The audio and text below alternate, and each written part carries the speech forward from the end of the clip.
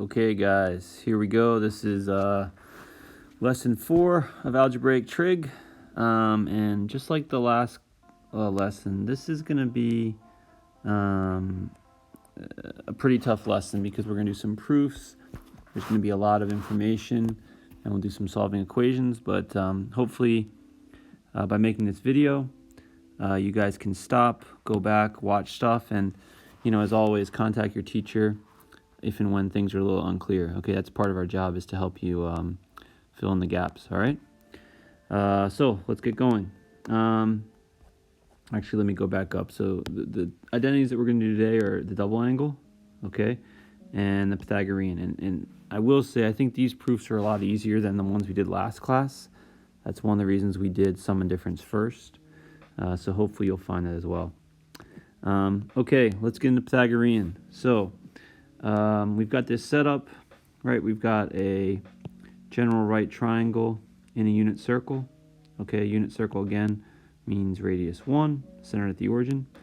So the hypotenuse of this right triangle here is 1. Okay, and we're going to call the base x. We'll call the height, the perpendicular height to x, y.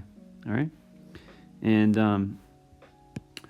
the way I like to start the Pythagorean proof is by writing out the Pythagorean theorem. Okay, so for any right triangle, or I should say for this right triangle, right, if we write the Pythagorean theorem, we know that x squared plus y squared is equal to 1 squared.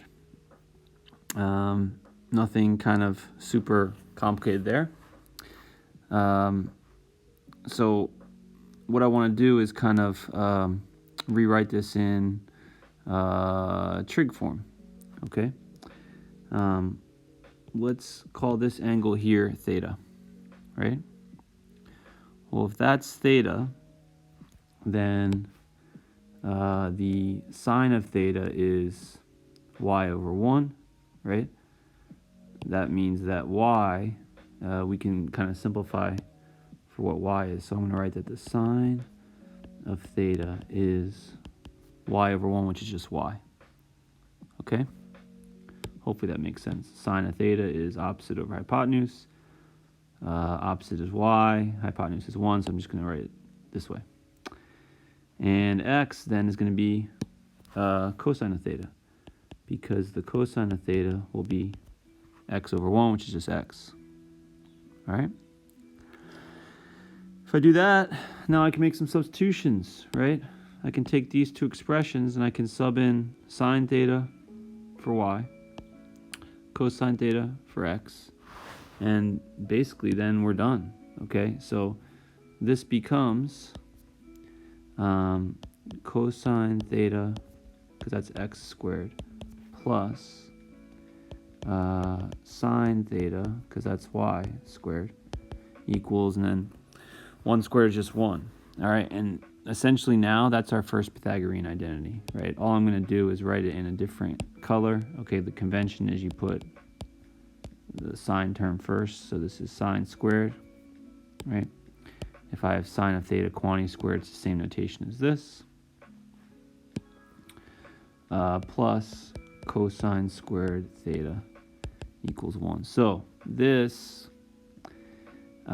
is your first Pythagorean identity. Okay, key here is this angle has to be the same. Okay, so whatever the theta is here, you have to have the theta there. Okay, easy. Now I'm going to generate 2 more. Okay, and all I'm going to do is take this original one, and to generate a second one, I'm going to actually divide everything by sine squared theta. Okay, let me go back to green. So if we do that, we get 1 plus cotan squared theta equals cosecant squared theta. Okay, let me make sure I did that right. Sine squared divided by itself is 1. Cosine squared divided by sine squared is cotan. 1 over sine squared is cosecant squared. Okay, so this is our second Pythagorean identity. Let's put some that's our first one. This is our second. Now you can probably, or maybe you can guess what we're going to do to get the third. All I'm going to do instead of dividing by sine squared, right, instead of taking this, dividing by sine squared, I'm going to take this and divide by cosine squared. Okay, so this one divided by cosine squared theta, well, that's going to be sine squared over cosine squared is tan squared. Cosine squared divided by itself is 1. And 1 divided by cosine squared is secant squared. All right? So, there is your third Pythagorean identity. I'm laughing because I'm terrible at selecting the pen colors. All right? So not too bad, right? We take a general triangle and a general right triangle in the unit circle. We write out Pythagorean theorem. We make some substitutions. We get this, and then we divide by sine squared and cosine squared to get the other two. Okay, so here they are. Now again, the order might be a little bit different than what I have, but yeah, it's the same idea. Okay. All right, a couple examples. Express each as a single trig ratio. Use a graphing calculator to verify. So, all right, this part I'm going to let you guys do, right? But if it says a single trig ratio, well, that means that we want to get, one fraction.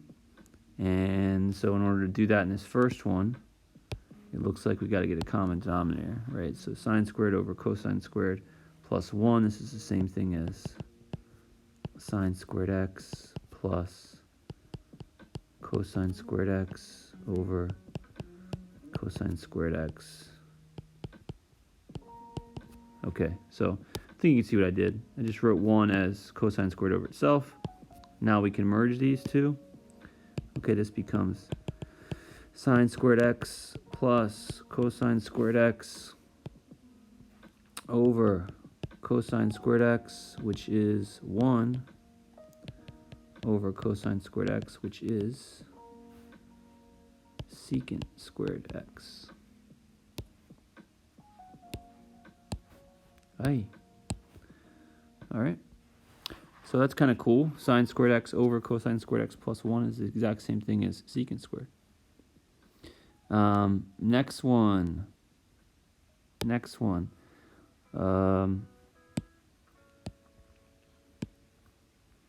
Sine x plus cotan x cosine x. Well, one strategy I would recommend for these, right, is if you're having trouble getting started, write everything in terms of sine and cosine, okay? So I could say this is the same thing as sine x plus, well, cotan, that's cosine x over sine x, and cotan is multiplied by cosine. So now we can see, again, need a common denominator, right, of sine. So this is equal to sine squared x over sine x, right? So I just took this, I multiplied top and bottom by sine, got this. And the second part is just going to turn into plus cosine squared x over sine x. Okay, now we have a common denominator we can add. Kind of get this repetitive idea. Sine squared plus cosine squared is 1. 1 over sine x is cosecant x. All right? And again, you can use Desmos or a graphing calculator to verify. You can just graph, for example, this whole thing. Graph this, hopefully they're the same. Graph this, hopefully they're the same. Okay. Let me know if they're not, but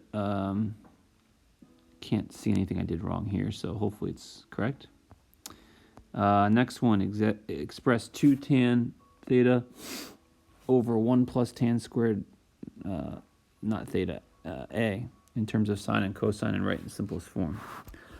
All right, so this is what I was kind of saying before. One way to rearrange identities is to write everything in terms of sine and cosine. So if we do that here, that's going to equal 2 times sine A over cosine A. And by the way, you guys are seeing your algebra's got to be good for this, right? And now that I just said that, I'm going to make some stupid mistake algebraically. But you guys will catch me, so that's not a problem. All right. So what I'm going to do here is take this cosine squared, write that as cosine squared over cosine squared, merge these two, and then I can divide. All right, so this is the same thing as, I'm going to write the 2 in the top, 2 sine A over cos A over cos squared A over cos squared A plus sine squared A over cos squared A. All right.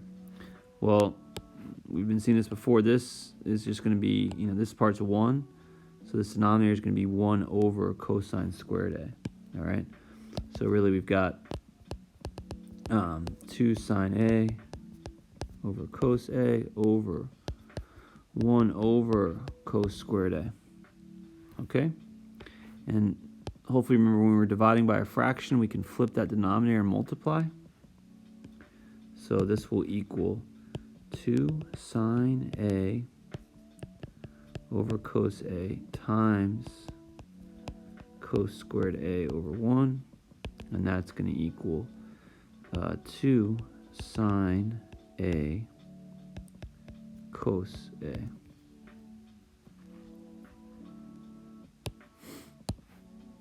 Sine A cos A. And that's one of our later identities we'll get to soon. All right. So again, if we get to this point, well, really we could multiply the top and bottom.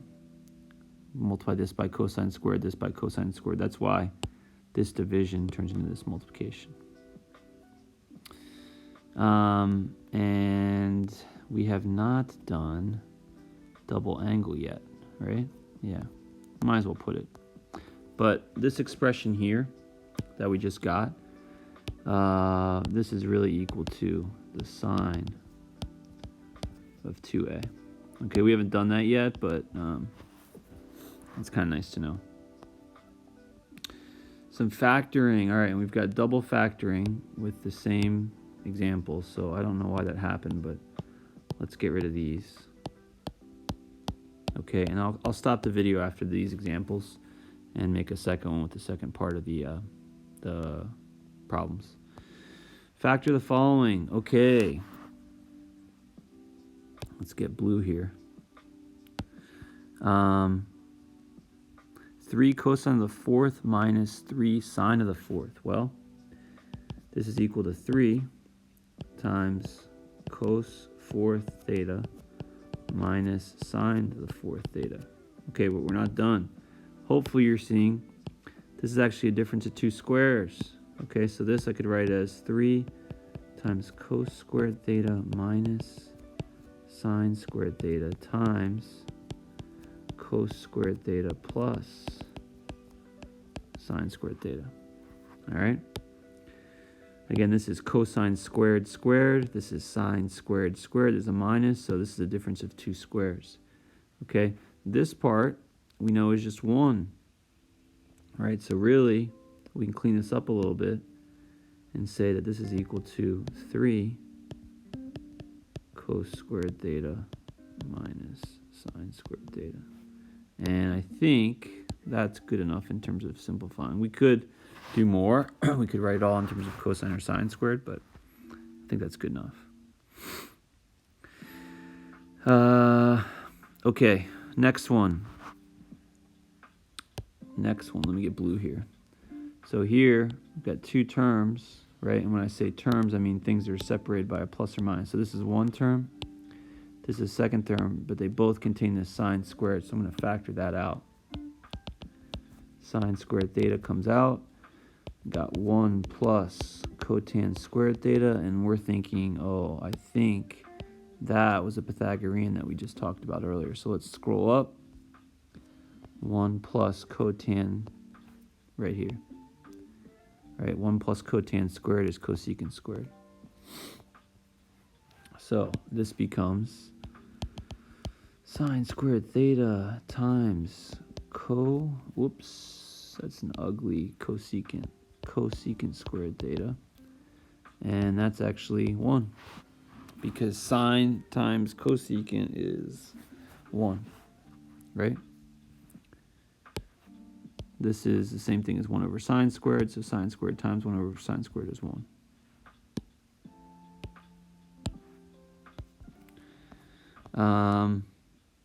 Yeah, so I'll stop now. What page are we on here? 6, yeah, or 5.